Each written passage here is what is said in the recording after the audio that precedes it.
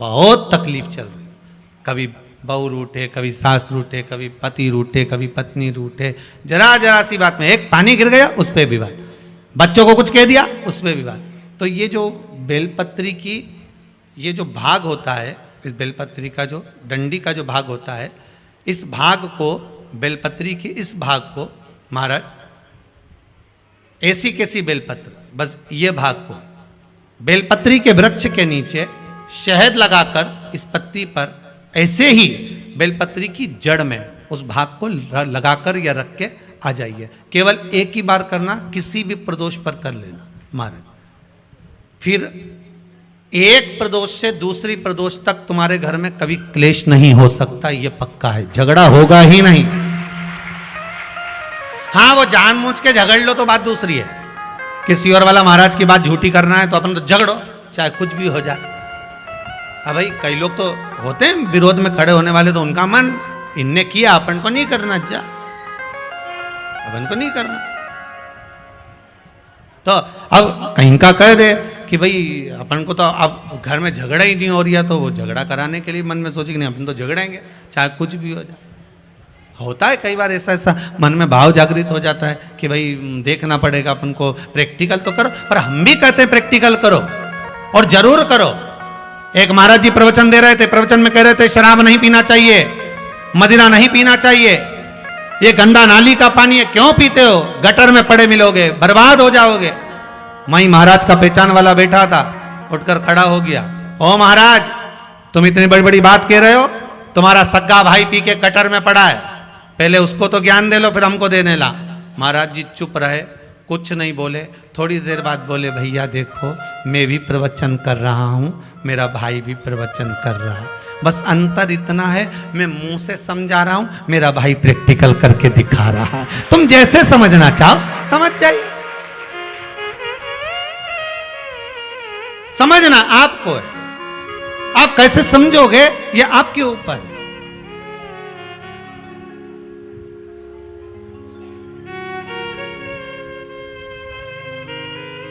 भाई जो ना समझे उसके लिए एक विदेश से एक अंग्रेज आया और उसने दीवार पर जितने कंडे बने थे गाय के उसका फोटो खींचा। तो उसको गांव के 10-12 लोग देख रहे थे और वो बढ़िया हेटमेट लगा के फोटो खींच रहा था, चश्मा लगा के। तो उसको बड़ा आश्चर्य हो रहा था।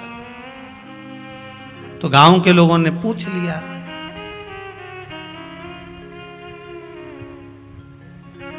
तो वो हेट उतार के खुजा के बोला कि ये गाय दीवार पे चढ़ी कैसे हो गई। अब जो समझ गया तो समझ गया, ना समझे तो ना समझे। तो गांव का व्यक्ति खड़ा था, उसने कहा हेड वापिस लगाओ, फोटो खींचो, जाओ। फोटो खींचो जाओ। मतलब क्या उसको? कामदेव का अहंकार आ जाता है कभी कभी, मानव को अहंकार आ जाए। बहुत दुकान तुम चलाओ, खूब आराम से तुम दुकान चलाओ, खूब घंटों तक दुकान पे बैठे रहो, खूब अच्छे से कमा, तो कई व्यक्ति को आ जाता है वो तो मैं कमा रहा हूं इसलिए चल रहा है, तुम्हारा क्या जा रहा है, तुम तो उड़ाए जा रहे हो।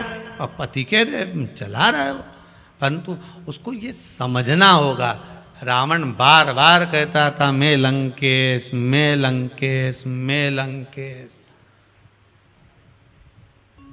तो राम जी ने भी आखिरी में कह दिया, लंकेश लंका अंदर रह गई, तू बाहर।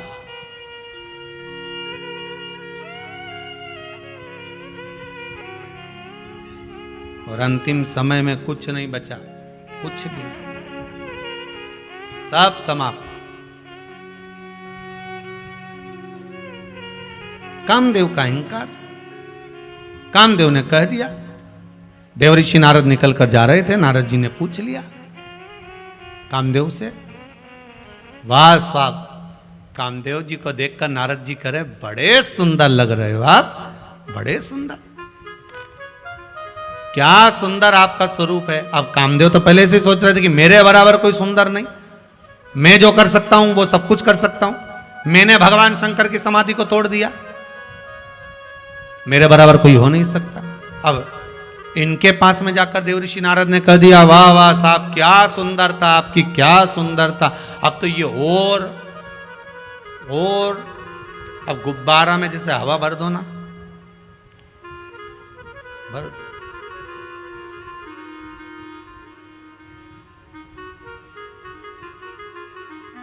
और ज्यादा जब हवा भरा जाए तो फूट जाए। बस कामदेव के भी खूब हवा भर दी। और ऐसे केवल नारद जी जैसे एक नहीं है, नारद जी अकेले, ऐसे तुम्हारे को भी घना मिलेगा। अभी रविवार के दिन भी ढेर मिलेगा। रविवार को ही है ना? अरे समझ गए क्या? गजब। घर जाके नजर उतरवा लेना एक बार, तुम्हारी याददाश्त तो बड़ी पक्की है, ये बात तो पक्की है। रविवार को ये ना वो चलनी में मुंडा देखोगे,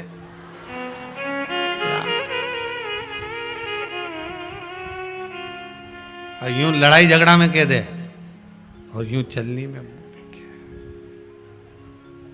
मुल्ला नसरुद्दीन की कथा याद आ गई। एक बार मुल्ला नसरुद्दीन घूमने के लिए निकला, उसको प्यास लगी, उसने कहा पानी कहाँ है, तो गया कुआं में देखने के लिए। कुआं में जो देखने के लिए गया तो पानी था, और पानी देखा तो प्यास तो लग रही है, पर नहीं, पानी बाद में पीऊंगा। आज पूरे भारत की भूमि पर सारी माताओं का करवा चौथ का व्रत है, और चांद तो कुएं में पड़ा। मैंने जिंदगी में कोई अच्छा काम नहीं करा, पर आज चांद को वापिस आसमान में लगा के दूंगा। और मुल्ला नसरुद्दीन कया ने बाल्टी लेके आया, रस्सी लाया। अब इसको कौन समझाए कि कुएं के पानी में चांद दिख रहा है, नहीं तो चांद तो ऊपर ही है, पर यह समझा कि कुएं में गिर गया। कुछ भी हो जाए, आज मैं करवा चौथ का व्रत है, चांद को तो निकाल के मानूंगा। और बाल्टी और रस्सी लाया, और जो कुआं में डाली तो वो बाल्टी नीचे पत्थर में अड़ी गई। अब मुल्ला नसरुद्दीन ने सोचा बड़ा भारी चांद है, निकल ही नहीं दिया। उन्हें पूरी दम लगा दी, दम लगाई, इसने देखा ये तो निकल ही नहीं रहा, कि ऐसे नहीं निकले तो क्या नीचे जाके निकालूंगा। और रस्सी बांधी ऊपर, और कूद गया पानी के अंदर, और रस्सी टूट गई धम्म से नीचे। धम्म से जैसे नीचे आया, आते से जो कुएं के अंदर गया, और अंदर जाके हड़बड़ा के वापिस बाहर आया, ने जो ऊपर देखा,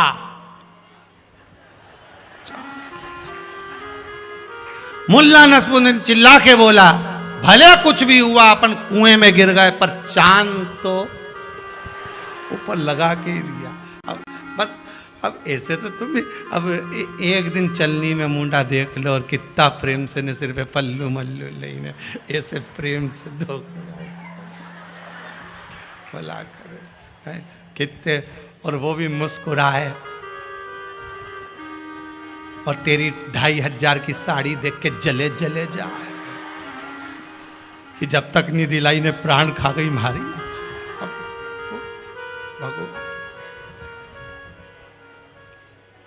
तुम चलनी में मुंह देखो, वो तुम्हारे गले का मंगलसूत्र देखे 50,000 का नाश बना दे।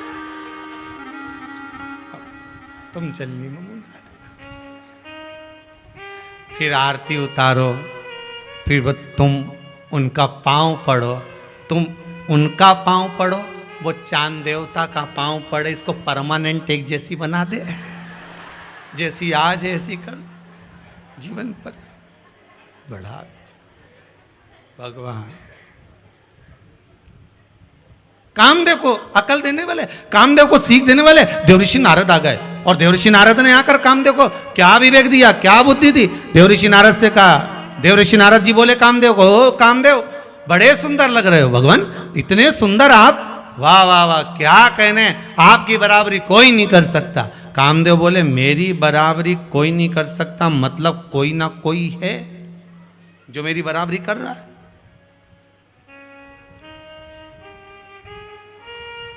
देवऋषि नारद को तो कहना था, देवऋषि नारद को तो कहना था, और उन्होंने कह दिया कामदेव एक बात कहें, बोलो। आपसे भी सुंदर ब्रजमंडल में एक है जिसकी उम्र मात्र 4 वर्ष की है। 4 वर्ष का, हाँ, और मुझसे ज्यादा सुंदर। हाँ, अच्छा, जाकर देखूं? देख लो।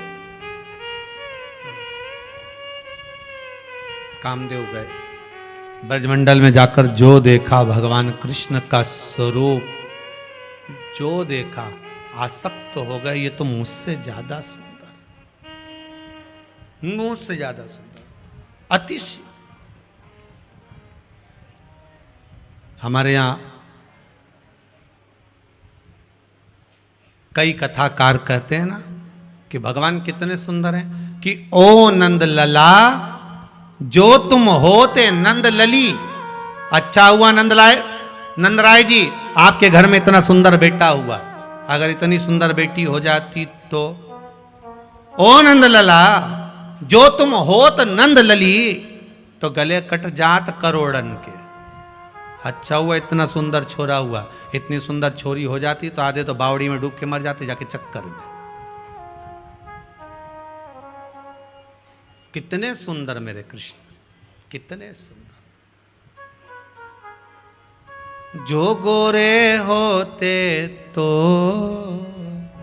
क्या करते मनमोहन,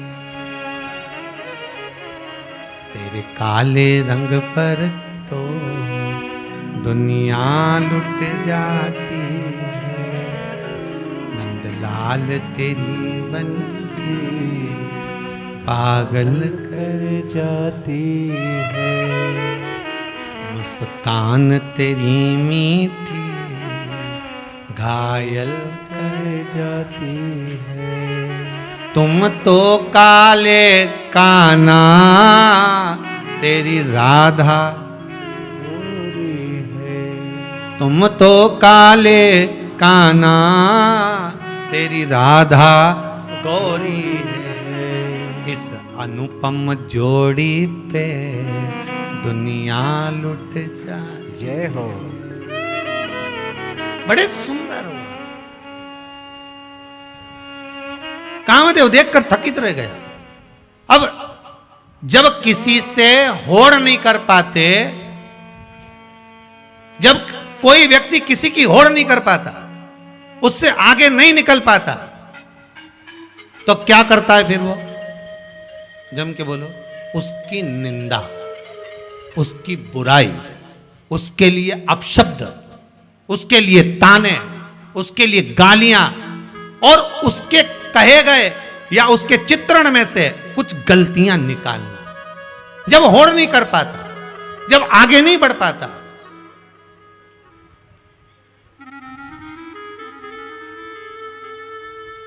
जब उसको लग गया कि मैं इससे आगे नहीं बढ़ पा रहा हूं, अब ये आगे निकल चुका है, कामदेव को लग गया कि भगवान कृष्ण के आगे में नहीं निकल सकता, वो बड़े सुंदर हैं, तो कामदेव ने क्या करा? पूरे ब्रजमंडल में घूम रहे हैं और कन्हैया के लिए अपशब्द कह रहे हैं। अरे नंद बाबा का छोरा, वो ग्वाला, वो कृष्ण मेरी बराबरी करेगा? 33 कोटि देवताओं में जाकर कामदेव वर्णन कर रहे हैं।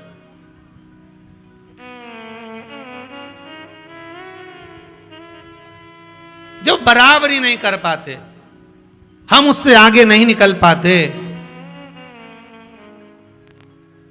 जब लगने लगता है कि सारा संसार उसी का हो गया, सारी दुनिया बस उसी की सुन रही है, उसी का स्मरण कर रही है, उसी को भज रही है, तो फिर मन में ईर्ष्या जागने लगती है। ईर्ष्या, क्या हम इससे बराबरी तो कर ही नहीं पा रहे और दुनिया इसका स्मरण कर रही है।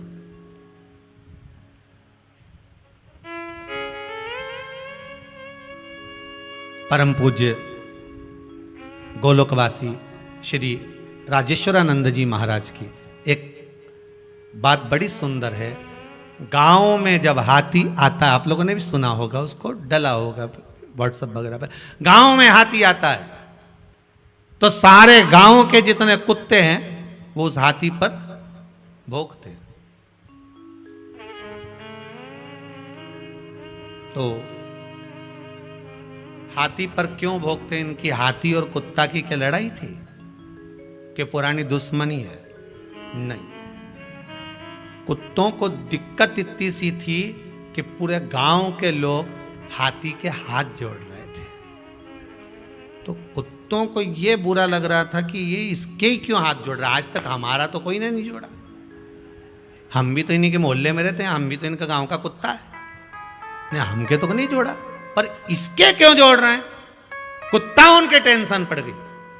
श्री राजेश्वरानंद महाराज जी अपनी बात में कहे, रामचरितमानस के बड़े बड़े आनंदमय वक्ता है, उन्होंने अपनी बात में ये बात रखी है। कामदेव जी के मन में आ गया कि अब मैं कृष्ण से बराबरी तो नहीं कर सकता, ना कृष्ण के आगे निकल सकता हूं, ना कृष्ण से आगे बढ़ सकता हूं, तो करे क्या, तो निंदा करा जाए। जब व्यक्ति आगे नहीं बढ़ सकता, अग्रणी नहीं हो सकता, वो देख लेता है कि अब मैं इनसे आगे नहीं जा सकता, और इनकी प्रशस्ति सब दूर होने लगी। भगवान कृष्ण को कौन नहीं मानता था, सब मानने लगे। तो उन्होंने कहा इनकी निंदा करना प्रारंभ कर दो, इनके लिए अपशब्द कहना प्रारंभ कर दो, बस। और व्यक्ति वही करना प्रारंभ कर दिया।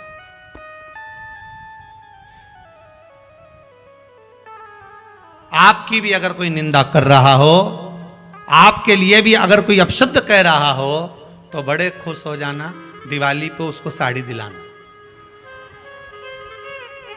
अगर आपकी कोई निंदा करे तो आप उसको दीपावली पे ले जाओ, ने कपड़ा की दुकान पे ले जाके बढ़िया प्रेम से साड़ी वाड़ी दिला।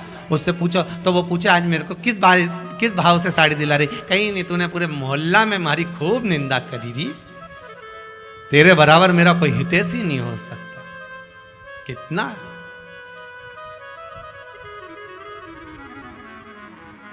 जिसकी निंदा होती है, जिसकी निंदा होती है, उसका पद, प्रतिष्ठा, यश, वैभव और उम्र बढ़ती चली जाती है। जिसकी निंदा होती है, इसीलिए सास इतनी जल्दी नहीं मरती,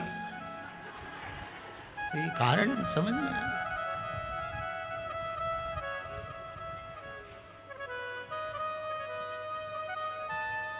80 साल की भी हो जाएंगी ना सास, तो भी चौका में 25 आदमी का खाना अकेले बना ले, भले बहू माई के चली जाए। बोलो सही है कि गलत है?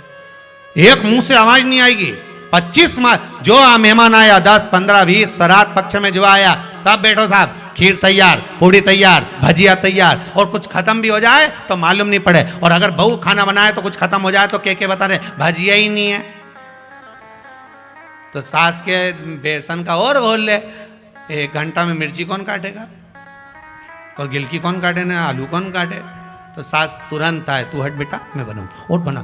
तो 25 जनी का भोजन एक 75 साल की बूढ़ी अम्मा तुरंत बना के तैयार कर दे और जिमा दे। और घर की बहुएं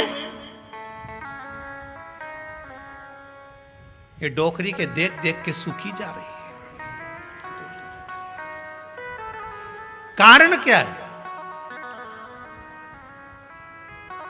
क्या कारण? बहू सास की इतनी निंदा करे, यहां नहीं करे तो मायके में करे, मायके में नहीं करे तो किसी दूसरे से करे। ये जितनी जितनी निंदा करे डोकरी उतनी खजूर वाली चोटी बनाए ले, और उतनी और तन्नाट होती चली जाए। मेरा निवेदन है बहुओं से कि सास को जल्दी निपटाना है तो तुम निंदा करना बंद करो, निपट जाए। तुम जितनी निंदा करोगे ना उतनी।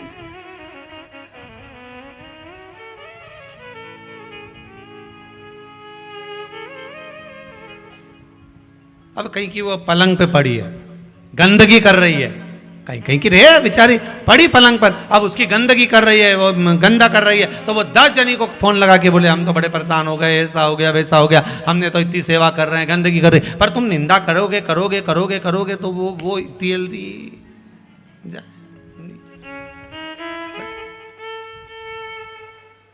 कामदेव ने निंदा करी, बहुत कहा, और शब्दों पर शब्द बाण चलाना चालू करे कामदेव ने। जब नहीं रहा तब कामदेव सामने आकर खड़ा हो गया भगवान कृष्ण के, एक कन्हैया मैं आपके साथ में युद्ध लड़ना चाहता हूं। भगवान कृष्ण की उम्र 4 साल की थी। कामदेव ने 4 वर्ष के भगवान कृष्ण को ललकार दिया कि मैं तुमसे युद्ध लड़ूंगा।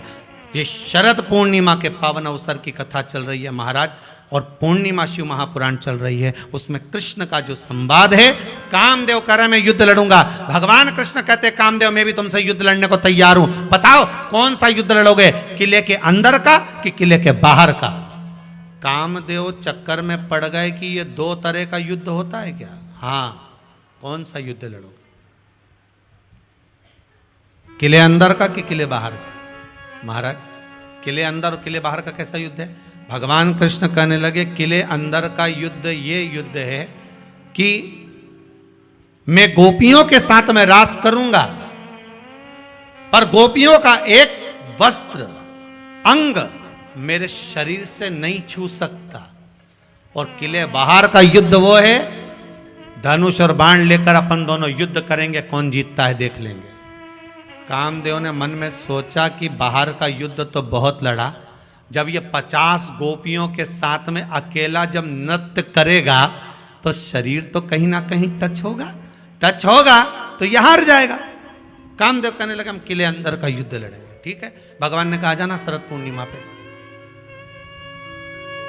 कामदेव ने कहा शरद पूर्णिमा पर, हाँ एक ही दिन है बड़ा भारी, शरद पूर्णिमा का दिन, जब मैं बंसी का नाद करूंगा गोपियां सुध भूल कर आएंगी, तब तक तुम भी आ जाओ। कामदेव आ गए सज धज के, भगवान कृष्ण ने जो बंसी बजाई गोपियों का ढेर लग गया, अंबारियां, युवान क्या युवती क्या बूढ़ी क्या बुजुर्ग क्या सब आ गई, सब।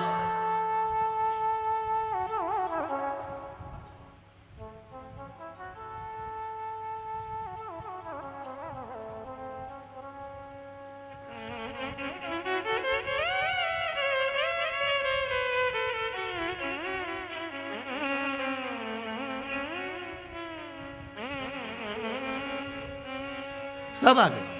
किसी ने पूछा गुरुजी बहुएं गरबा करती है तो बाहर जाकर करती हैं, क्या घर की बुजुर्ग माताएं भी गरबा करती हैं? हमने कहा जब वो करती हैं तो बहू मायके चली जाती है, उनके गरबा करने और उनके गरबा करने में अंतर है, दोनों में अंतर। अब भगवान कृष्ण अकेले, गोपियों का ढेर था, और जो रास प्रारंभ हुआ,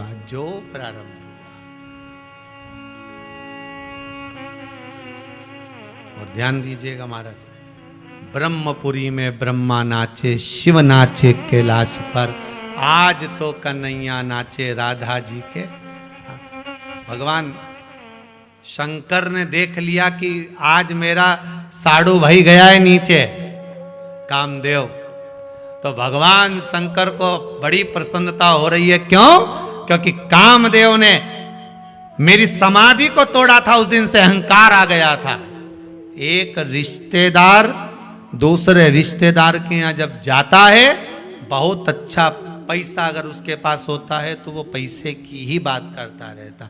और साहब हमने तो वहाँ भी मकान ले लिया, हमारी तो 4 फैक्ट्रियाँ चल रही है, 3 प्लाट अब भी लिए, तो इसको सुनाने से कौन सा फायदा? जिसके पास कुछ नहीं बेचारा कहेगा बताओ हमको सुनाने से कौन सा फायदा, हमें दे रहा है क्या कुछ? क्यों कह रहा है? पर वो शिव जी कहे आज भोलेनाथ जी ने जो डमरू का नाद करा, जो डमरू, पूरा ब्रह्मांड हिल गया शरद पूर्णिमा के दिन, पूरा ब्रह्मांड। कहते हैं ब्रजमंडल में तो कृष्ण नाच रहे थे और शंकर ने जो डमरू बजाया तो 33 कोटि देवता कैलाश पे आ गए, 33 कोटि। और जो डमरू का नाच करा, धीमा बजाओ,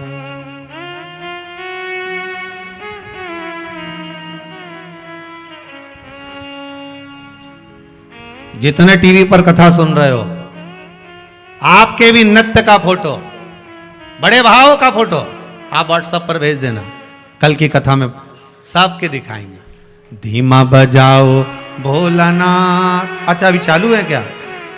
आस्था चैनल वाले बोल रहे हैं कि आपके फोटो जो आप भेजते जा रहे हैं वो फोटो लगातार दिखाए जा रहे हैं, तो आपके नृत्य के फोटो भी आप भेजते रहिए, और यहाँ आपके फोटो कथा टीवी चैनल के माध्यम से चल रहे हैं।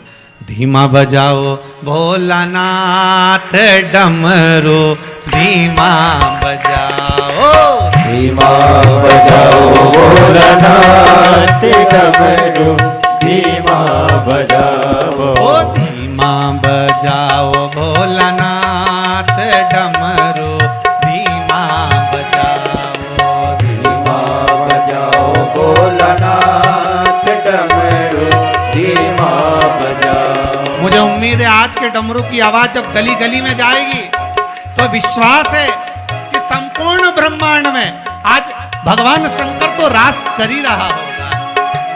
अरे धीमा बजाओ भोलानाथ डमरू, धीमा बजाओ, धीमा बजाओ भोलानाथ डमरू, धीमा बजाओ, ओ धीमा बजाओ भोला, धीमा बजाओ, धीमा बजाओ भोले, धीमा बजाओ, ओ धीमा बजाओ भोला, धीमा बजाओ, धीमा बजाओ भोला, धीमा बजाओ, अरे धीमा बजाओ भोलानाथ डमरू, धीमा बजाओ, धीमा बजाओ भोलानाथ डमरू, धीमा बजाओ। भाव से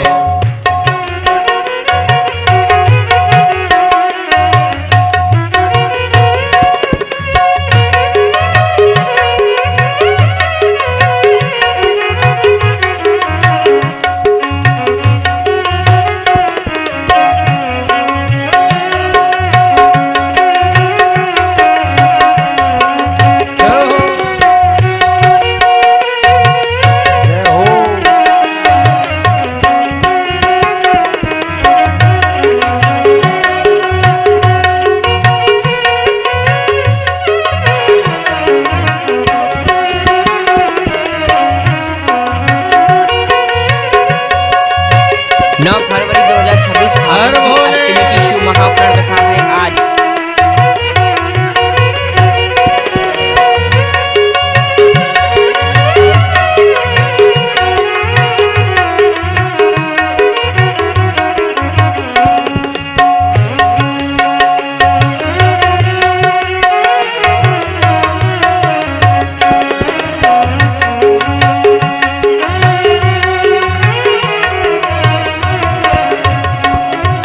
डमरू की धुन सुन के राम जी आए, डमरू की धुन सुन के राम जी आए, ओ डमरू की धुन सुन के राम जी आए, डमरू की धुन सुन के राम जी आए, अरे राम जी आए संग सीता को लाए, राम जी आए संग सीता को लाए, अरे धीमा बजाओ भोलानाथ डमरू, धीमा बजाओ, धीमा बजाओ भोलानाथ डमरू, धीमा बजाओ, अरे धीमा बजाओ भोलानाथ डमरू, धीमा बजाओ, धीमा बजाओ भोलानाथ डमरू, धीमा जय बजाओ। हो।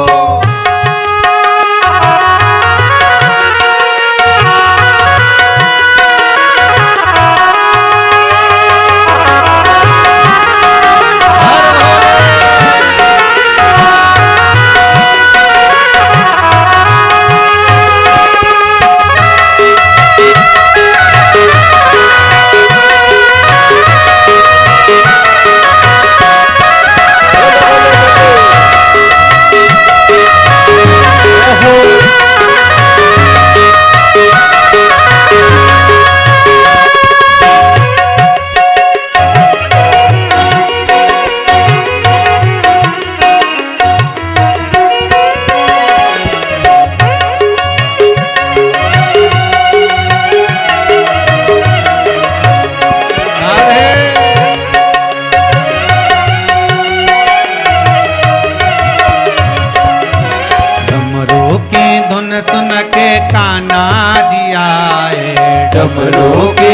सुन के कान्हा जी आए।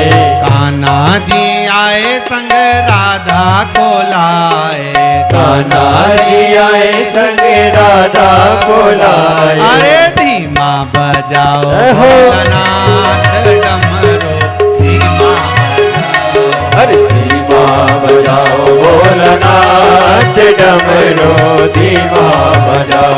अरे धीमा बजाओ भोलानाथ डमरू धीमा बजाओ। धीमा बजाओ भोलानाथ डमरू धीमा बजाओ।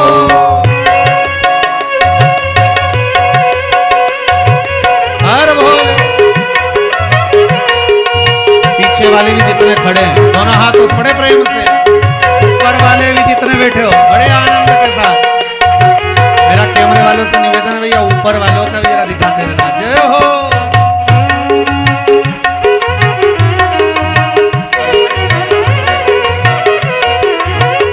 जय हो।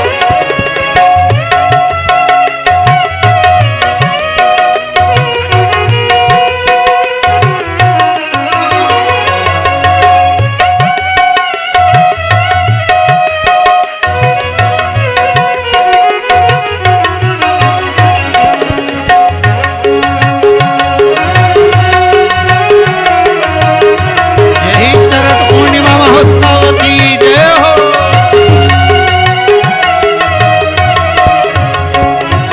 डमरू की धुन सुन कर विष्णु जी आए।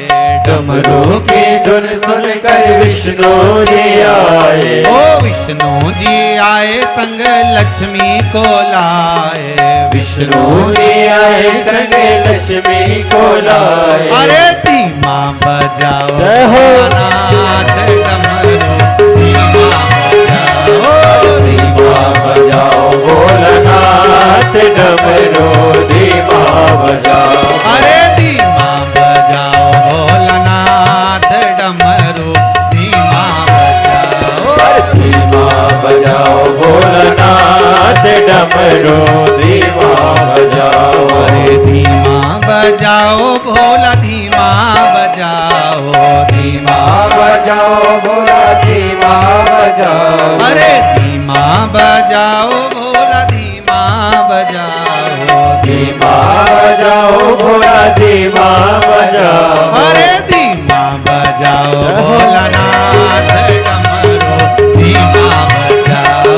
धीमा बजाओ भोलानाथ डमरू धीमा बजाओ। अरे धीमा बजाओ भोलानाथ डमरू धीमा बजाओ। धीमा बजाओ भोलानाथ डमरू धीमा हर हर महादेव है। अजय जरा दमदारी से बोलो दीन बंधु दयालु दया कीजिए।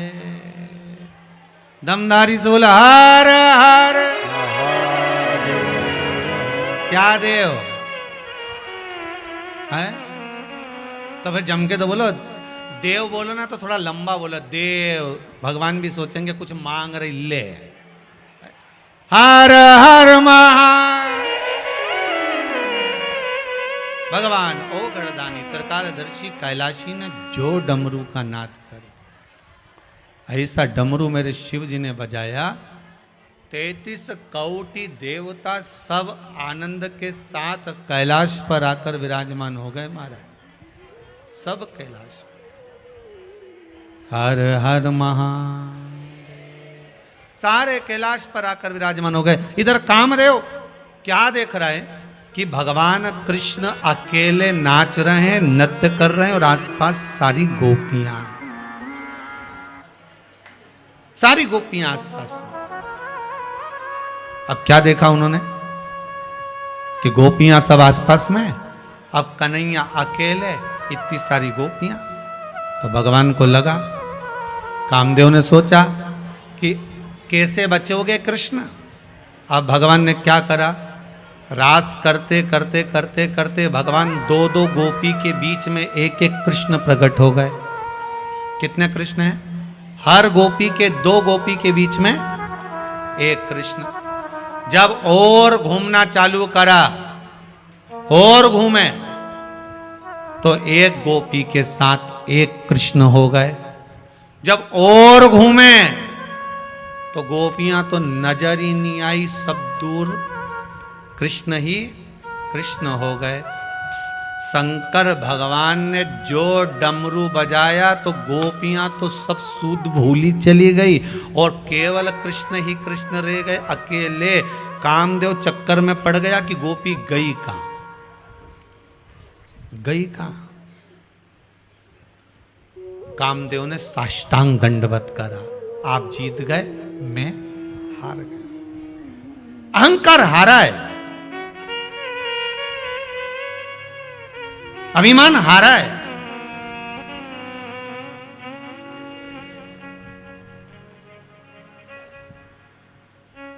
और अभिमान हारता जरूर है, एक असत्य झूठ और एक अहंकार।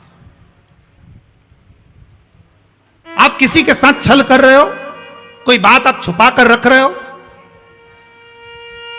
अहंकारवश शब्दों का संबोधन कर रहे हो, झूठ बोल रहे हो, वो एक ना एक दिन आपको हरा देगा। फागुन की अष्टमी की शिव महापुराण कथा सुनिएगा आप सब आज। वो हराएगा। सत्यम शिवम सुंदर। शंकर को सबसे ज्यादा प्रिय अगर कुछ है तो वो सत्य प्रिय। पर लोग सत्य कब बोलते हैं, जब निपट जाते, तब तक सत्य उनके मुख पर नहीं आता। सत्य निकलेगा पर बहुत बाद में, बहुत बाद में। पर यहां तो शिव महापुराण की कथा कहती है, नया मोबाइल लेकर आए हो तो उसमें जो कार्ड लगाए हो, सिम लगाए हो, उस कार्ड में अच्छी अच्छी चीजें भर के रख लो। जब खाली बैठोगे कार्ड काम आएगा। मोबाइल में चालू करा, भजन चलाया, स्मरण चलाया, कथा चलाई, अकेले बैठे थे, सुन लिया, भगवान की भक्ति में डूब गए। उसी तरह जब जब कथा में जाओ, खाली कार्ड की तरह जाओ कि ये मोबाइल लेके आई हूं, कार्ड पूरा खाली है, शिव महापुराण की कथा सुनूंगी, उसको मैं कार्ड में भर लूंगी। जब अपने घर जाऊंगी, अकेली बैठूंगी, तब कथा का स्मरण करूंगी। खाली है।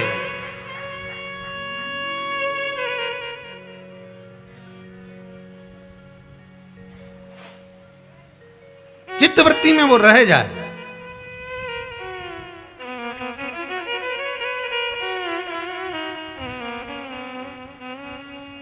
एक अभिमान तारकासुर को भी था।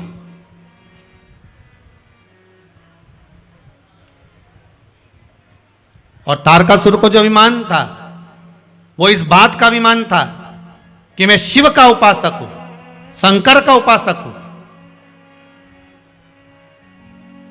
और मैंने जो वर मांगा है वो भगवान शंकर के पुत्र द्वारा मरने का मांगा। अभी कथा के शुरू में कहा था, एक अहंकार माता, एक अहंकार मीरा को भी था, वो गुरु का अहंकार। आप करो, भगवान का अहंकार करना है तो खूब करो। मैं शंकर का भगत हूं, मैं शिव का स्मरण करता हूं, मैं शंकर का अनुमोदन करता हूं।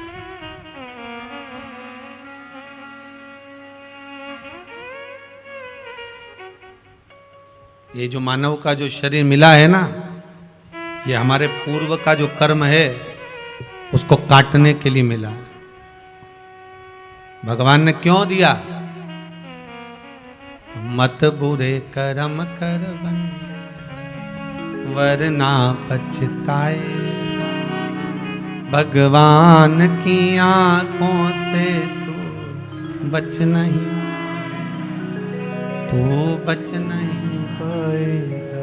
भगवान कहते हैं, अपने पुराने कर्म को, मनुष्य की अगर देह मिली है तो नाम भज कर काट दो। कैसे काटो? नाम और काम, इन दोनों को ध्यान में रखना। क्या क्या चीज? जम के बोलो जरा। नाम और काम। मनुष्य देह में भगवान का नाम लेकर, कथा सत्संग सुनकर अपने पुराने कर्मों को, दुखों को या तो काट लो, और अगर मनुष्य की देह में भी ये कर्म नहीं कटे तो फिर अगला जो जन्म होगा वो मनुष्य का नहीं होगा, दूसरा जन्म होगा। फिर काम कर कर के काटना पड़ेगा। गधे बन गए तो काम ही करना पड़ेगा ना, नाम तो नहीं जप सकते। बैल बन गए तो काम ही करोगे ना, नाम तो नहीं जप सकते। मेंढक बन गए, घोड़ा बन गए, स्वान बन गए, तो अब ये घोड़ा क्या राम का नाम गाता होगा, भजन करता होगा? नहीं। केवल एक मनुष्य देह, मानव का शरीर केवल एक भगवान ने ऐसा दिया कि तुम भगवान का नाम ले लेकर अपने दुख को, तकलीफ को, कष्ट को काट दो। कई लोग कहते महाराज जी ये कुबेरेश्वर धाम में ना तो भभूति मिले, ना बेल मिले, ना कुछ सामान मिले, ये जंगल में कुबेरेश्वर धाम में आए और ना आप मिलो, फरवरी केवल महीने कथा का वाचो आज और श्री 9वां शिवाय दिन नमस्तुभ्यं है। हम बोले, वो चल।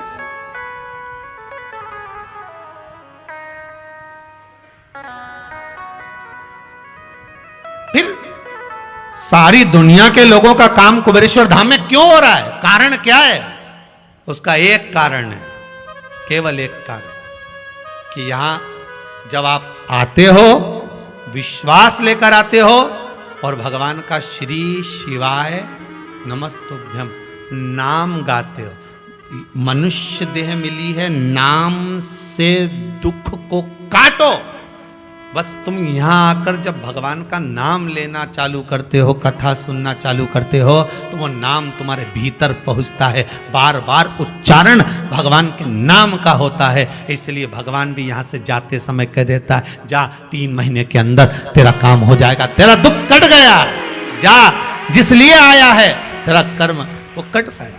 जो दुख था, तकलीफ थी, कष्ट था, मैंने काट दिया, तू जा भगवान के भजन कर।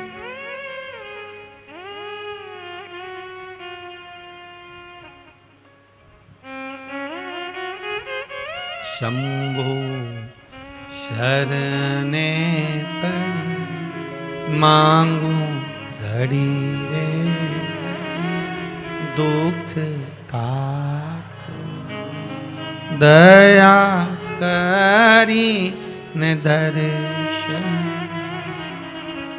ओ शंभु शरणे पड़ी मांगू घड़ी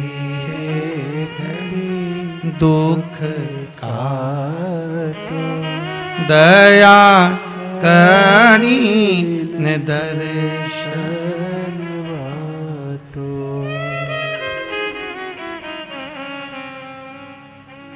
तेरे दर पे मैं कब से खड़ी, तेरे दर पे ही आके पड़ी हूँ। बाबा संकट भारी त्रिपुरारी, हे शंभु मेरे दुख, मेरे कष्ट, मेरे रोग, मेरी बीमारी, यही तो संकट है, काट दिया। कैसे कटेगा? मनुष्य देह मिली है तो नाम से काट दो, और अगर मानव की देह त्याग दी उसके बाद जो योनि मिलेगी तो काम से काटना ही पड़ेगा। तो काय से काटना चाहोगे, तुम्हारी मर्जी बता। देखो एक व्यक्ति वो होता है, डॉक्टर साहब के हमारे गया, दिखाया, डॉक्टर साहब ने कहा साहब देखो तुम्हारे शरीर में बहुत बड़ी तकलीफ है, हाँ एक काम करते हैं, अगर ये गोली तुमको दे रहे हैं सुबह दोपहर शाम 3 टाइम अगर तुम खाते रहोगे तो ऑपरेशन की जरूरत नहीं पड़ेगी। गोली अगर नहीं खाई तो फिर ऑपरेशन तो करना पड़ेगा, ऑपरेशन तो बहुत जरूरी है, नहीं कराओगे तो मर जाओगे, तो ऑपरेशन करना पड़ेगा। तो अब तुम क्या करोगे, ऑपरेशन कराओगे कि गोली खाओगे? नहीं नहीं अच्छे जम के बोलो जरा, तो गोली खाओगे कि नहीं साहब हम तो 3 टाइम गोली खा लेंगे और बिल्कुल नियम से इन्हें रोटी खाई ने गोली का डिब्बा उठाई ने फिर खाई, और दोपहर में सोती सोती भी सपने में भी गोली दिख गई, उठ के बैठ गई, खाई। रात के जैसे ही रोटी खाई ने गोली खाई। फिर ऑपरेशन की जरूरत पड़ी नहीं। उसी तरह भगवान ने भी कह दिया मनुष्य का शरीर दिया है, या तो ये टेबलेट खा खा के नाम ले ले के दुख को काट ले, नहीं तो ऑपरेशन तो है ही सही। बाद में गधा घोड़ा तो बनना ही सही है, बाद में बनना ही, फिर काम कर करके काटना। अब तुम्हारी जैसी मर्जी रहे। जितना लोग आस्था पे सुन रहा, मोबाइल पे सुन रहे हो, तुम्हारी जैसी मर्जी हो। जितना कुबेरेश्वर धाम में सुन रहा हो, सब अच्छे से सुन रहे हो। सुदर्शन चक्रधारी हो, सब अच्छे से सुन, सब ध्यान से सुन। आज द्वितीय सोमवार या तो टेबलेट खा लो, ऑपरेशन की जरूरत ना पड़े, राम नाम कृष्ण नाम शिव नाम गा लो, तो अगले जन्म की जरूरत ही ना पड़े। भगवान से कहना ये जन्म के बाद फिर मेरा कोई जन्म ना हो, तो भगवान कहेगा बिल्कुल नहीं होगा, पर दवाई खाना पड़ेगी। मतलब भगवान का नाम लेना पड़ेगा। लेता रहेगा, सवेरे दोपहर शाम 3 टाइम लेते रहे। सवेरे उठते से ही बोलते श्री शिवाय नमस्तोभ्यम, श्री शिवाय। दोपहर में फिर बोल दे श्री शिवाय नमस्ते, श्री शिवाय। रात्रि के सोए तो फिर बोल दे श्री शिवाय नमस्ते, श्री शिवाय। चक भगवान भी के टेबलेट पूरी खा रिया है, तुझे घोड़ा नहीं बनाऊंगा पक्का। जो नी बोल रही है यही छिपकली बनने वाली है।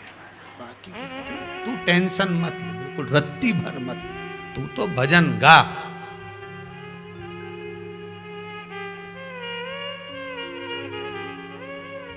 मस नाम से काट दो या फिर कर्म से काट। तारकासुर को अहंकार था भगवान की भक्ति का, और हो मुझे एक बड़ो रे अभिमान के गुरु मेरो समरथ है, समरथ है गुरु अमृत है। मेरो क्या तो करे वो यमराज, जब गुरु मेरो समरथ है। फिर यहां पर अड़ जाना। मैंने शिव महापुराण की कथा सुनी है, मैंने भगवान का भजन करा है, नाम लिया है 3 बार सुबह दोपहर शाम। मेरो क्या तो करे वो यमराज, जब गुरु मेरो अब आ जाए यमराज भला। फिर वही वाली बात आ गई, कर लेंगे 2-2 बात हम उस काल के आगे, और काल क्या करेगा महाकाल के आगे। अब आ जा सामने। कहा मेरे भोले तेरा सहारा है, मेरे भोले तेरा सहारा है, मेरी नैया का तू। बस अब तू आ जा, अब कोई दिक्कत नहीं आए। तारकासुर के प्राण हरने के लिए भगवान शंकर के पुत्र श्री कार्तिकेय, षडानंद कार्तिकेय का प्रकट हो गंगा के जल से। अब विचार करिए, पार्वती मैया भगवान शंकर की अर्धांगिनी, और बेटा कहां से हो रहा है? गंगा के जल से। क्यों? कारण एक ही था। शंकर भगवान ने गंगा जी को वर दिया था, गंगा तूने जो तप करा, तेरे तप के आगे पार्वती का तप भी फीका था। मैं तुझे वर देता हूं, मेरे पुत्र का प्रागट तेरे जल से हो। षडानंद कार्तिकेय गए।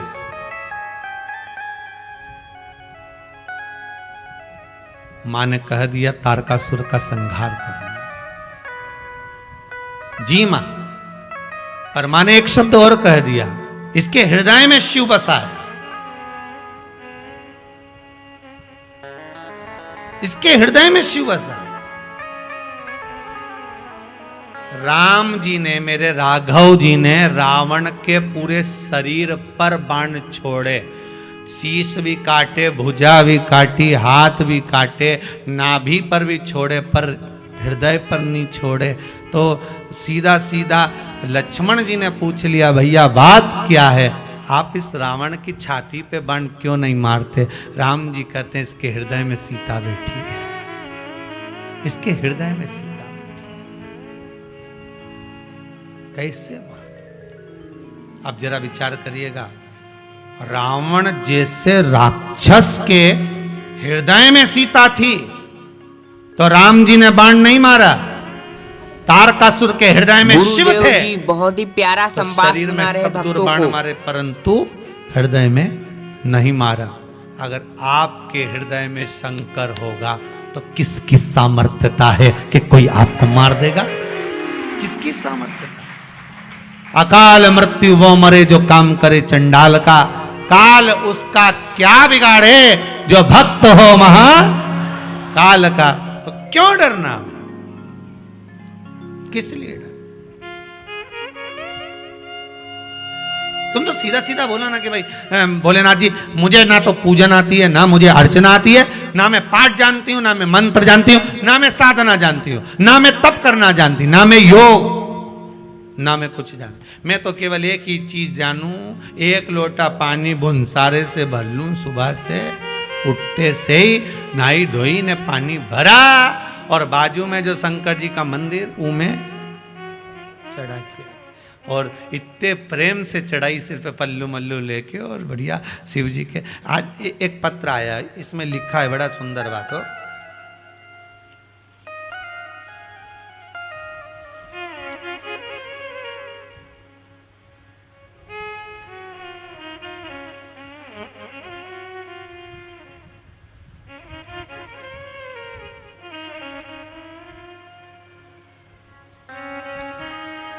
महाराज जी सत सत प्रणाम, राधे राधे, हर हर महादेव, श्री शिवाय नमस्तुभ्यम। मेरा नाम डॉली वर्ण वाला है, दुर्गापुर पश्चिम बंगाल से आई हूँ। कहाँ बैठी हो? अच्छा, तैयार होने गए होंगे। तो एक प्रश्न पूछना था गुरुदेव। हम जब शंकर जी के मंदिर में जाते हैं तो वहां पर शंकर भगवान के शिवलिंग पर बहुत सारी चींटियां हो जाती हैं, समझ नहीं आता कि जल कैसे चढ़ा। अब इसका उत्तर आप सब दे दो रे।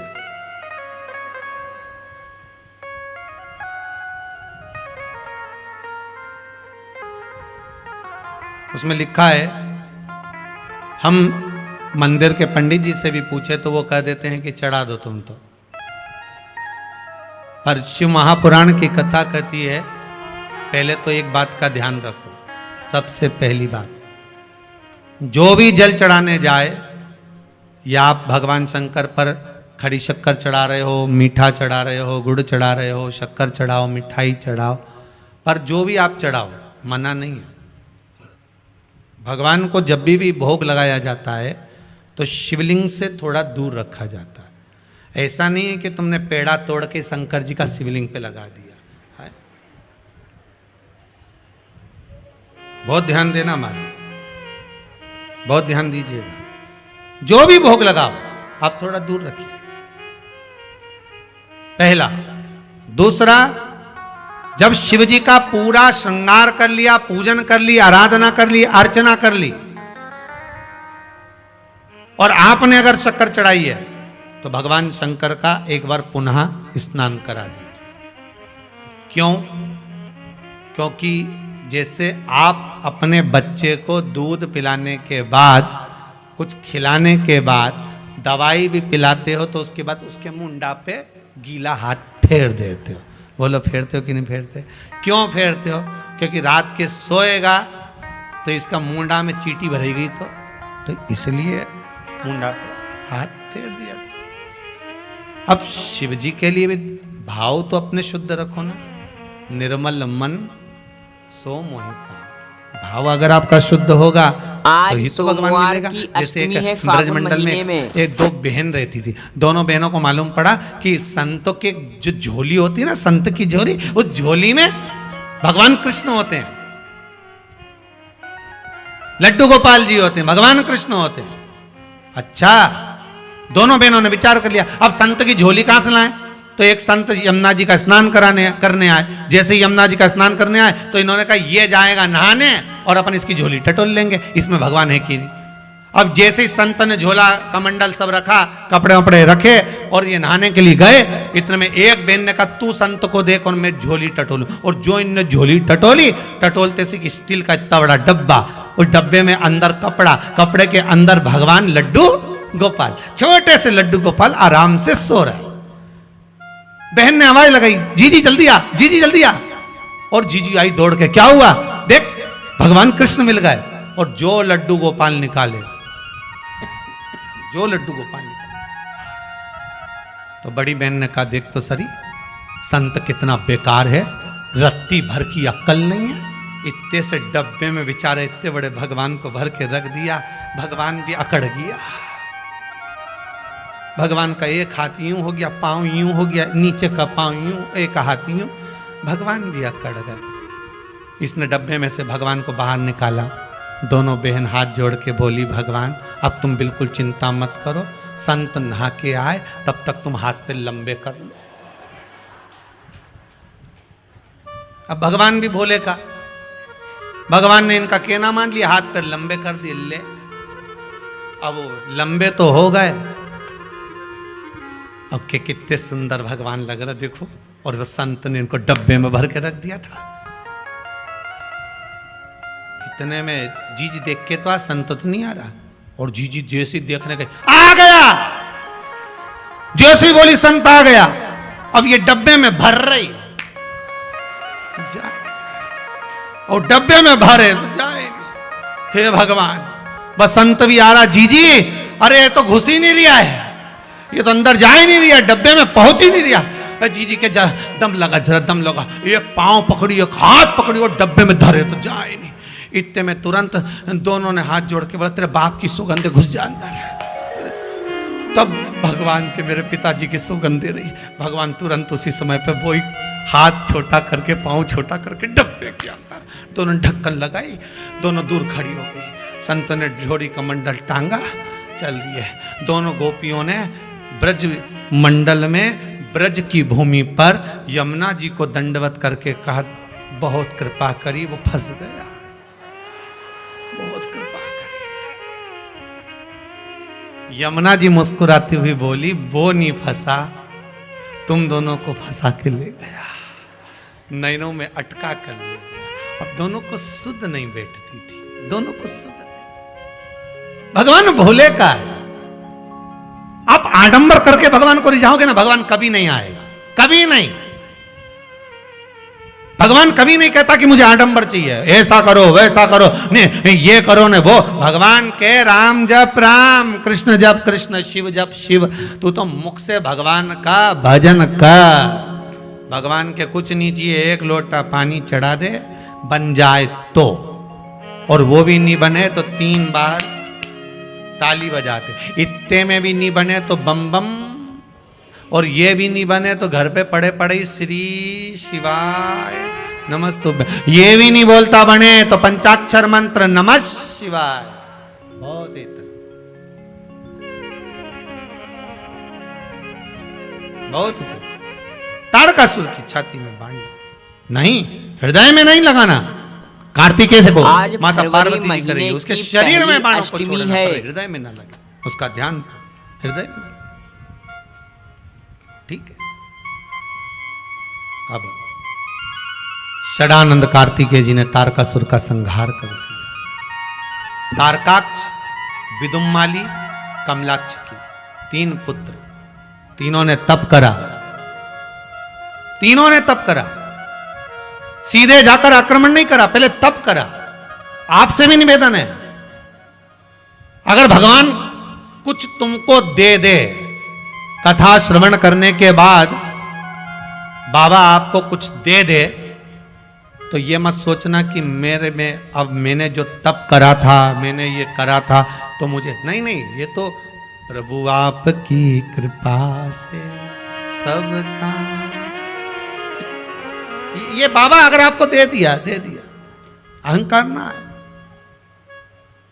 तारकाक्ष, विदुमाली, कमलाक्ष की तीनों का अहंकार आ गया, तब करा, बल प्राप्त करा, ब्रह्मा जी से वर मांगा 3 पुरियों का निर्माण कर दीजिए, हम उस पुरी में निर्माण करके उसमें रहें, और हम मरे तो तीनों एक साथ मरे। भगवान ने कह दिया तथास्तु। शंकर जी ने इन्हीं पुरियों में जाकर इनको मारा था, इसलिए शंकर जी का नाम त्रिपुरारी पड़ गया था। भगवान शिव ने सारे देवताओं को पशु बना दिया, शंकर भगवान पशुपति नाथ बन गए, जाकर तारकाक्ष, विदुमाली, कमलाक्षकी का संहार कर दिया। भगवान शिव का नाम पशुपति नाथ पड़ गया। पशुपति व्रत शिव महापुराण में वर्णन किया गया। जैसे सत्यनारायण भगवान के व्रत का वर्णन स्कंद पुराण में है, पशुपति व्रत का वर्णन शिव महापुराण करते। कितने सोमवार? 5 सोमवार। कैसा भी काम हो, व्यापार, व्यवसाय, नौकरी, विद्या, पर दिल से करना, दिखावे से नहीं।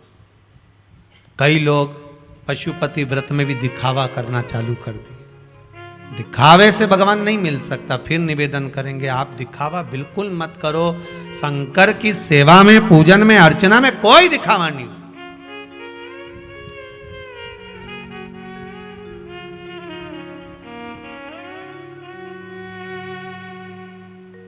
आप सब लोग कुबेरेश्वर धाम में आए हो, आपने यहाँ कहीं दिखावे का कोई चीज देखी? ये कुबेरेश्वर महाराज का मंदिर है, ये मुरली मनोहर मंदिर, वो गौशाला, वो भोजनशाला जो बना वो आपके सामने।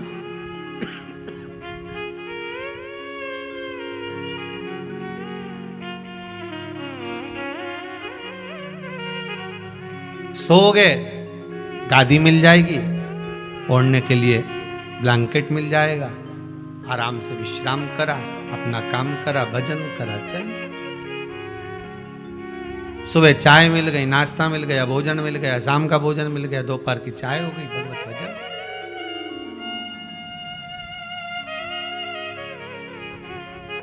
कहीं दिखावे का करो, आप भजन में लगो, स्मरण करो, बस दिखावा मत करो।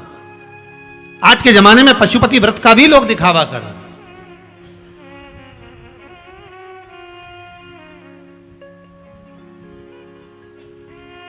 भगवान के सामने जाकर कभी दिखावा मत करना कि मैं व्रत कर रही हूं। नहीं नहीं, ये आप करा रहे हो तो मैं कर रही हूं। 5 व्रत होते हैं पशुपति व्रतनाथ व्रत के। गौरा मैया की जय हो। सुबह के समय पर पूजन की थाली लगाइए, चंदन, अबीर, गुलाल, हल्दी आदि जो भी सामग्री आप पूजन की रखते हो वो रखो। जल का पात्र, पंचामृत सामग्री अभिषेक के लिए सब ले जाओ। शिव जी का अभिषेक पूजन मंदिर में जाकर करिए। पशुपति व्रत घर के अंदर शिवलिंग है तो उसके पूजन का वर्णन नहीं है। जिस शिवलिंग पर सबकी दृष्टि पड़ती हो उस शिवलिंग का वर्णन, मतलब मंदिर का शिवलिंग। वहां पर अभिषेक पूजन कर दिया। सुबह के समय पर भी दिया लगाकर अभिषेक पूजन कर कर आप जो आए, अगरबत्ती आदि जो भी लगाया, आपका भाव, धूप बत्ती वगैरह जो भी लगाया, वापिस आए, उस थाली को संभाल कर रख दीजिए। शाम के समय पर वही थाली वापस लेकर जाना। उसमें कितने दिए जाएंगे? 6 दीप, प्रसाद जाएगा। घर से 3 हिस्से कर कर भोग लेकर मत जाना। जो मीठा लेकर जाओगे उसके 3 हिस्से शिव जी के सामने ही जाकर करना है आपको अलग से लेकर अलग अलग डब्बे में नहीं जाना। 3 हिस्से आप अलग अलग कर नहीं ले जाओ।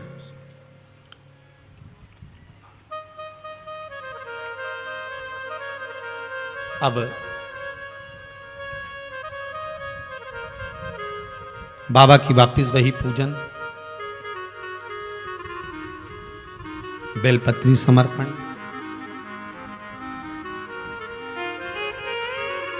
प्रसाद के 3 भाग। पहला दिया 5 दिए मंदिर के अंदर लगना है, 5 दियों को सामने रख दो। पहला दिया जब लगाओ, मन में कामना कर लेना कि किस लिए पशुपति व्रत कर रहे। कौन से दिए पर? पहला दिया। किसी भी दिए से अलग से बाती लेकर नहीं लगाना। आप माचिस लेकर खुद की जाइए, खुद का घृत लेकर जाओ, खुद के दीप लेकर जाओ। किसी के दिए में भी बत्ती लगकर मत जलाकर आना। मट्टी के दिए नहीं हो तो आटे के दिए बनाकर ले जाओ, पर अपने दिए लेकर जाना, अपने दीप लेकर जाना। पहला दिया लगाओ, कामना कर कर लगाइए। 5 दियों को लगा दीजिए। बाबा की पूजा अर्चना कर कर निवेदन कर लेना, बाबा पशुपति व्रत कर रही हूं, शिव महापुराण के अनुसार सुना है मैंने। आप दुनिया के दुख को हरते हो बाबा, मेरा भी एक कष्ट है, आपके चरणों में आज निवेदन कर रहे हैं।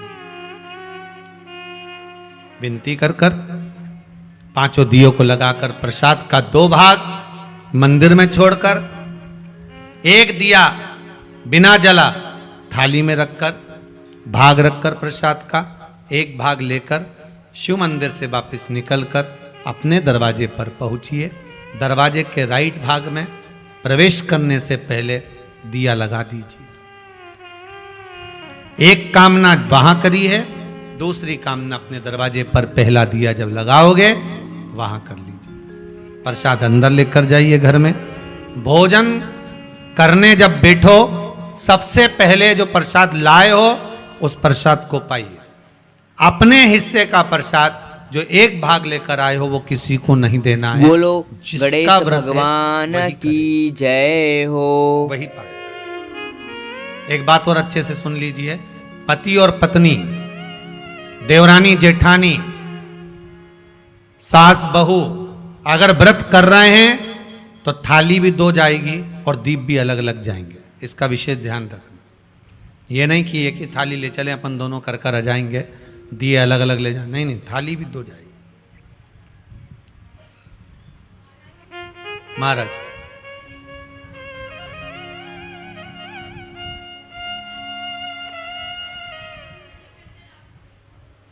बाबा की कृपा है, बहुत बहुत साधु बात था। क्या मांगा था बाबा से? कहां से आए हो? कोलकाता से। बहुत बढ़िया। कोलकाता में कहाँ रहे बरे? कादी बीच पे। बहुत बढ़िया। तो बाबा से बस केवल यही का मांगा था कि कुबेरेश्वर धाम आना है, उसके लिए पशुपति व्रत करे थे। वाह वाह, जोरदार ताली, बहुत बढ़िया, बहुत बहुत धन्यवाद जी। माइक देना, क्या बोल रही हैं?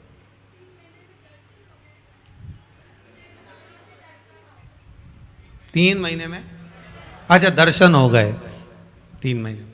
बहुत बहुत बाबा की कृपा है। ये शम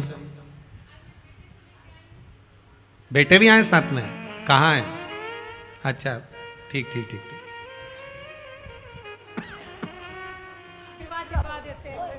बाबा जी 3 महीने के अंदर मुझे तो पहली बात विश्वास नहीं हो रहा है कि मैं कुबेरेश्वर धाम आ गई हूँ। बाबा ने सुन लिया ना, पशुपति व्रत आपके सफल हो गए। हाँ बाबा ने जी। आपको, अब तो खुशी मनाना चाहिए आपको। हाँ बाबा ने यहाँ बुलाया है ना, तो जरूर कोई मनोरथ आपका पूर्ण कर रहे होंगे। जब इतनी आपने यहाँ आने के लिए अगर पशुपति व्रत करा है हाँ जी। कि मेरे को सीहोर जाना है, कुबेरेश्वर धाम जाना है, और बाबा ने 3 महीने में आपके बुला लिया है, तो ये पक्का है जिस कामना को लेकर आए हो ना, बाबा वो कामना भी पूरी कर देगा। हर हर हर हर महादेव। विराजी विराजी बेटी। नमस्ते। धन्यवाद। श्री शिवाय नमस्तुभ्यम। श्री शिवाय मैं नमस्तुभ्यं। टेस्ट को सीए के लिए आपका आशीर्वाद दिलाने लाई हूँ। बाबा कृपा करे। श्री शिवाय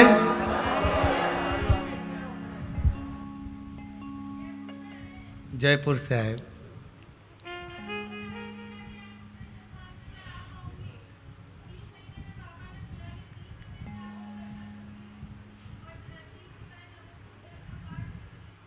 जी बहुत बहुत साधुवाद, बाबा की कृपा, बाबा ने आपको बुलाया जयपुर से, बहुत बहुत साधुवाद।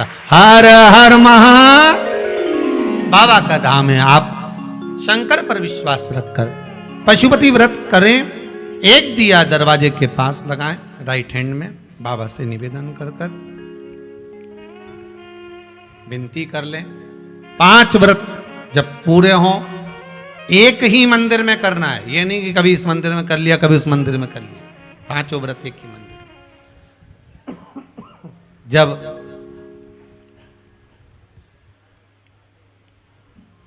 पांचवा व्रत विराम पर हो, शाम के समय जब पूजन करने के लिए जाएं, 108 बेलपत्र हो या चावल का दाना हो या मूंग का दाना हो, जो भी आप समर्पित करना चाहते हो, 108 कोई भी वस्तु बाबा को समर्पित कर दें, भले वो पुष्प क्यों ना, चावल क्यों ना।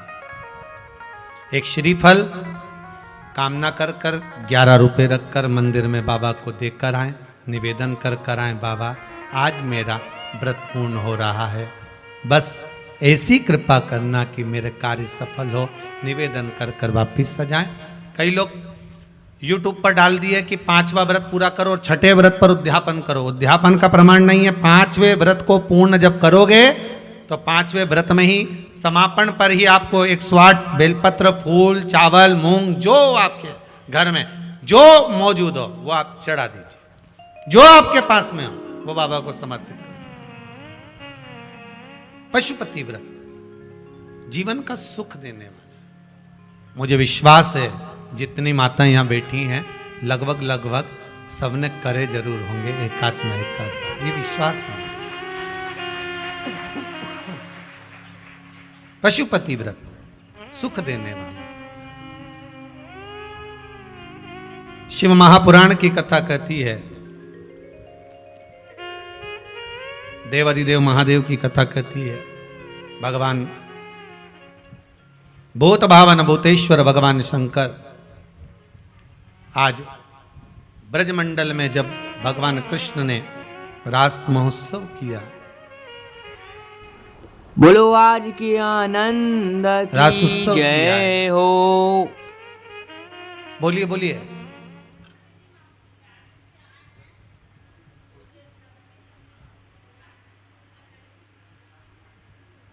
शिवरात्रि की पूजन करी थी, उसकी लेकर आए जी। अभी कथा विराम पर ले लेता हूं। नमः शिवाय। विराजिए विराजिए।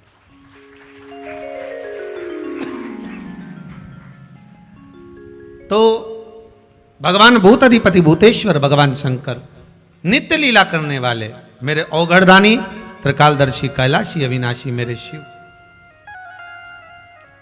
तारकासुर के तीनों बेटे तारकाक्ष, विदुम्माली, कमलाक्ष की तीनों के प्राण छूट जाते तीनों से। भगवान पशुपतिनाथ बनकर साथ लेते। शिव महापुराण की कथा कहती है, एक बहुत सुंदर संवाद अपने जीवन में उतार कर रखिएगा। महाराज मान लो अगर बच्चे कोई एग्जाम में बैठ रहे हैं या कंपटीशन एग्जाम है या नौकरी के लिए अप्लाई कर रहे हो, 4-6 महीने से बैठे हो, 8 महीने से बैठे हो, सर्विस नहीं है, नौकरी नहीं है, तो एक छोटा सा उपाय अवश्य करिएगा शिव महापुराण का। महाराज बेलपत्री के पेड़ के नीचे विराजमान होकर, बेलपत्री के पेड़ के नीचे जिसको नौकरी के लिए या एग्जाम में बैठ रहा है वो जल चढ़ाए, बेलपत्री के पेड़ के नीचे थोड़ा सा दूध चढ़ाए, फिर जल चढ़ाए और अपने राइट भाग में घी का दिया और अपने